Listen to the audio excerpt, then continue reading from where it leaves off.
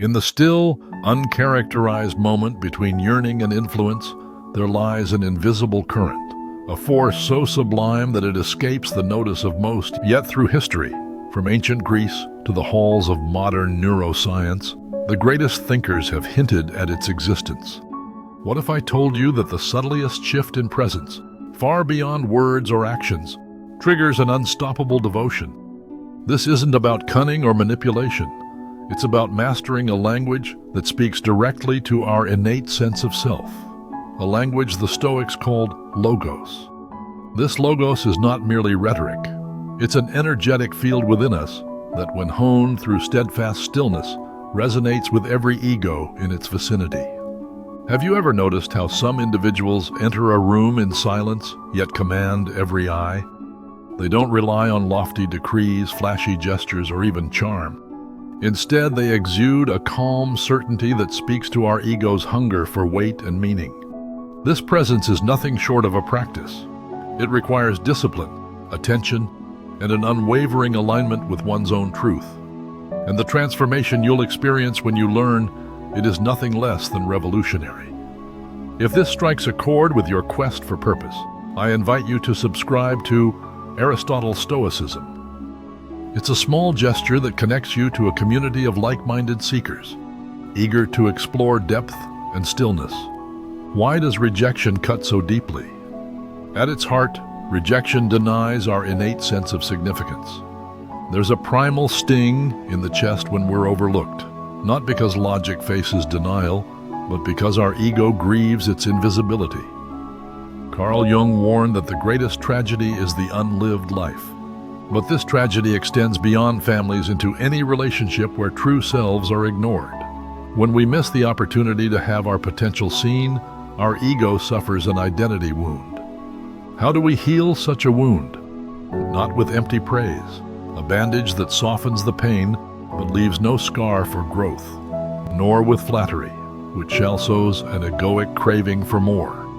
The real healing comes through reflection not in a mirror, but in the steadfast gaze of another who recognizes our untapped depth.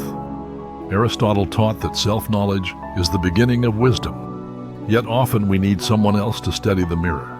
Being told you are good can feel nice, but to hear "I see more in you than you're showing" ignites a quiet urgency within. This urgency is the seedbed for true influence. It sprouts not from grand speeches or lengthy explanations, but from presence. Your stillness speaks louder than any oration. Why? Because presence triggers a subtle tension between a person's current self-image and the potential suggestion you offer them. It invites them to step outside their own skin without a single spoken word. Plato observed, "We can easily forgive a child who is afraid of the dark. The real tragedy is when men are afraid of the light." Sometimes a single steady look, a calm pause, or a quiet smile is all it takes to remind someone of their own capacity. This is not coercion, it's clarity. And when clarity is paired with restraint, it gathers its own gravity. People don't chase voices that beg for attention. They're drawn to presence that needs nothing. Herein lies the secret to speaking to another's ego without uttering a word. You take care of your own center. You gaze steadily, unrattled by distraction. When faced with challenge or criticism, you don't resort to defenses or explanations. You breathe, you pause, and you let the silence carry your message. Socrates said, "True wisdom is in knowing you know nothing." In his humility, he held a power that transcended argument. It fostered introspection. Because when you're not desperate to dominate a conversation, you create space for others to meet themselves. That spaciousness, neither a game nor a puzzle, kindles curiosity. In our culture, addicted to immediate validation, your refusal to overshare becomes sacred. Your boundaries lose their defensive tone and transform into messages. Your presence becomes the message. When your efforts are dismissed, ask yourself, what image am I reflecting back? Am I mirroring desperation for approval, or am I transmitting a quiet composure? Our egos crave depth, not distraction. They thirst for weight, not for fluff. And this unshaken certainty is precisely what presence delivers. To speak to another's ego in silence is to become the still point around which their identity rotates. You don't mirror their anxiety, you mirror their potential. Plato reminded us that the measure of a person is what they do with power. True power needs no fanfare. It simply is. When someone can't discern whether you admire them, need them, or are indifferent, their inner ego awakens. That shift, that quiet questioning, is your influence in action. Not because you gave instructions, but because you allowed them to feel themselves more distinctly. The most magnetic presences leave room for projection, not for manipulation, but for stillness. They invite others to reveal themselves, rather than forcing a reveal. Silence crafted with confidence speaks a language few notice, but those who do sense it deep in their bones. Imagine entering a room. No small talk, no perfunctory greetings, yet the atmosphere shifts. The air becomes heavier, not with oppression, but with gravity. No demands, no begging, just an almost imperceptible signal of self-sufficiency. In a crowd scrabbling for acknowledgement, your quiet presence resounds like a distant drum. Carl Jung declared, "The privilege of a lifetime is to become who you truly are." When you embody your authentic self, free from expectation, you become a living testament. You don't mirror what others want. You mirror what they're running from. Without judgment or explanation, you simply exist. People don't forget those who call them toward their own truth. Not through force, but through a quiet echo that lingers. This isn't intimidation or superiority, it's radical self-possession. It speaks before any word is spoken. When someone's ego awakens at your presence, they probe, they search. That search is pure influence, and it happened without a single uttered word. Influence in its purest form isn't control, it's awakening. The most resonant voices in our lives are the quiet ones that shift our internal dialogues. Consider the rare souls who make you feel compelled to explain yourself, not from fear or guilt, but from a deep desire to be authentically understood. They don't plead, they don't demand attention. They establish a still standard that invites you to meet it. This is sacred tension, the unseen space between who you are and who you could become. When that space is held within quiet patience, you witness it expand. And that growth belongs to the other, not to you. That is to speak to the ego without a word, not with flatteries, but with presence. In that presence, transformation takes root. But where does this power originate? It starts with self-image. You can't mirror depth to others until you confront your own reflection, recognizing the moments you mutated yourself for approval. If you still adjust your tone, your posture, or your vision to be liked, your energy remains cloudy and diffuse. True presence is a clear signal that transforms atmospheres. It's rooted not in performance, but in authentic alignment with your own truth. As the ancient Stoics declared, to conquer yourself is the first and greatest victory. This journey is not a performance, it is self-mastery. When you cease proving your worth, you cultivate a foundation that no outside force can shake, quietly away from fans. That foundation lends your presence a subtle gravity that others feel instinctively. People pause, they reflect, they notice. This is your silent influence, not derived from dominance, but from authentic alignment. Enter a room whole, and others' turmoil reveals itself. They wonder, why does she not seek the approval I desperately need? That wonder is self-possession speaking, a majestic form of attention. It commands respect, not the imposing kind, but the sacred kind. Aristotle reminded us that true wisdom emerges when thinking and feeling align. A relationship flourishes when we step forward and step back with equal measure. Some believe love or respect is proven by how much one gives. Sometimes the deepest respect lies in what you restrain from doing. Don't swiftly fix, don't rescue. Don't offer solutions when questions are still forming. Instead, stand steadfast. Let your boundaries whisper clarity. That posture declares, I see who you are. I also see who you can become. A mirror without distortion allows others to rise, not because you push, but because they're drawn by possibility. The epitome of influence is surrendering your urge to be liked and offering unfiltered clarity. Carl Jung reminded us that real consciousness demands pain. When your presence exudes just enough pressure to unsettle an ego, you extend an invitation to expand. Those who grow the most are often those most discombobulated by your stillness, not by fear, but by a sacred discomfort. This is true power, not force, but gravity. A still weight that defies displacement. People remember those who stir them, not those who speak most loudly. They remember the presence that forced them to confront what they'd been avoiding. And the irony? The more you try to fake this presence, the faster it slips away. Genuine presence is not earned, it is uncovered. Plato wrote, "The first and best victory is to conquer yourself." This begins with self-mastery. When you stop craving validation, you cultivate an inner sanctuary that no criticism can shake, quietly, in secrecy. That sanctuary bears the fruit of transformation. When you embrace your inherent worth, you mirror that worth to the world. That is presence. And to speak to another's ego without words, you first must silence your own plea for attention. For in that stillness, true impact emerges. How do you initiate this shift? Not by scrutinizing others, but by observing yourself. Notice when you give away your power, when you over-explain, overshare, or seek validation. Every instance you choose presence over performance, you reshape an energy field, one that demands attention without pleading. In a world drowned in noise, that stillness becomes a beacon. Reflect for a moment on your own experiences. Think of a leader, teacher, or friend who had an unmistakable presence. You don't remember their words as much as the weight they carried in the room. Their influence didn't depend on demanding attention. It aroused it through unmistakable calm. Consider a scene. You're in a crowd conversation of passionate arguments. Then, someone steps forward.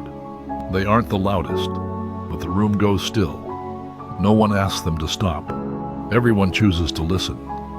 That momentary shift, that quiet transformation, boils down to one thing: presence. Such presence isn't inherent, it's cultivated.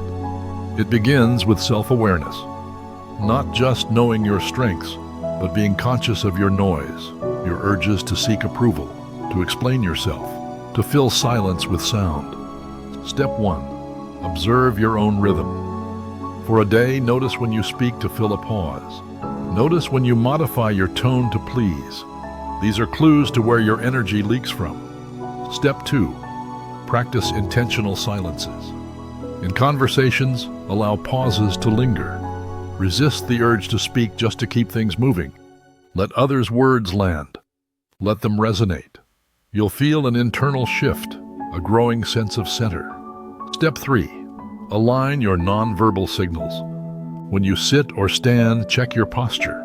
Is your spine straight? Your shoulders relaxed? Are your eyes gazing steadily or flickering around? Your body talks. Make it consistent with your inner calm. Step 4. Hone your intention. Before entering a room or an interaction, set a quiet intent. I will bring my full presence.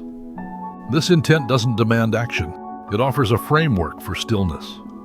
Step 5. Reflect on impact. After significant interactions, journal briefly. What changed in the atmosphere when you spoke or stayed silent? Over time, these notes become a map of your growth. By integrating these habits, you consciously shift from performance to presence. Your energy becomes a quiet current that moves people. Let's explore a real-life example.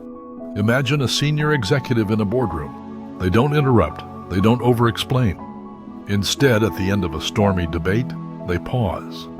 All eyes turn. Without looking hurried, they offer a single sentence. What if we focused on the human impact first?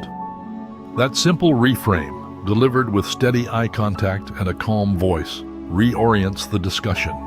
The decision shifts from data-driven arguments to a people-centered solution.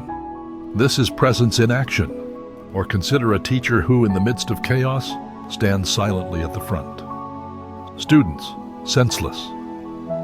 The quiet authority, quiet down. They're not obeying because of fear, but because they recognize authentic presence, an unshakable anchor in their turbulent experience.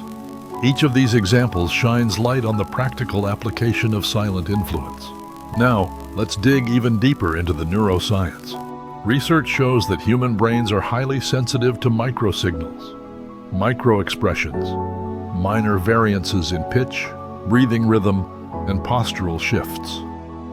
When you maintain steady breathing, slow, deliberate inhales and exhales, you activate the parasympathetic nervous system, signaling calmness to everyone around you. In effect, your physiological composure becomes a social cue, inviting others to mirror your serenity. Furthermore, studies in mirror neurons indicate that we subconsciously imitate others' nonverbal cues. When you hold stillness, you trigger a mirror chain reaction. People slightly adjust their behavior to match your pace, your breath, your posture. This is not a conscious choice. It's a biological impulse. Understanding this, you realize how your presence is a force of nature, quiet, yet irresistible. The secrets we've uncovered, from logos to mirror neurons, all point to one thing. Presence is science and art. It's a practical tool and a spiritual discipline. And it all comes down to one simple truth: to influence others. First, master your own energy. Next, let's break down 3 common pitfalls and how to avoid them. Oversharing. It breaks the spell of mystery. When you reveal too much, you demystify yourself, and your presence dulls. Solution. Practice intentional self-disclosure. Share only what's necessary, and let silence fill the gaps. Eagerness to please. It creates uneven energy dynamics. When you focus on winning approval, your attention slips outward, and you lose your center. Solution. Shift your focus inward. Ask yourself, am I upholding my own values? Then let your actions flow from that. Reactive defense. It underscores vulnerability. Quick excuses, lashed-out arguments, or excessive explanations signal that you're threatened. Solution. Pause before responding. Count to 3. Let the silence linger. It signals strength, not weakness. Navigate these pitfalls, and you'll protect your presence like a sword and shield. Finally, let's ground this in practical daily rituals. Morning presence practice. For 5 minutes upon waking, sit still and focus on your breath. No phone, no distractions, just you and your presence. Check-in reminders. Set an alarm or a visual cue to pause throughout the day. For a brief moment, reconnect with your center. Straighten your back, soften your gaze, breathe. Evening reflection. Journal very briefly. Note a moment when you felt centered. Note a moment when you slipped into noise. Over time, you'll notice a trend toward greater mastery of presence. By instituting these rituals, you transform presence from a concept into a way of life. To recap, presence is a silent current that waits to be tapped. It speaks to the ego more powerfully than words. It's cultivated through self-awareness, intentional silence, and physiological composure. Neuroscience validates its power through mirror neurons and parasympathetic co-regulation. Avoid oversharing, people-pleasing, and reactive defense. Integrate daily rituals to embed presence into your habit. When you embody presence, you move from performer to pivotal force. You become the quiet center that orbits every interaction. And remember, this journey doesn't end at mastery. It begins there. Each moment of quiet invites deeper growth. Thank you for being part of Aristotle's Stoicism, where stillness becomes strength and practice transforms into purpose. Until next time, remain steadfast, speak less, and let your silence resonate. Let the stillness begin. Aristotle's Stoicism, where stillness becomes strength and practice transforms into purpose. Until next time, remain steadfast, speak less, and let your silence resonate. Let the stillness begin.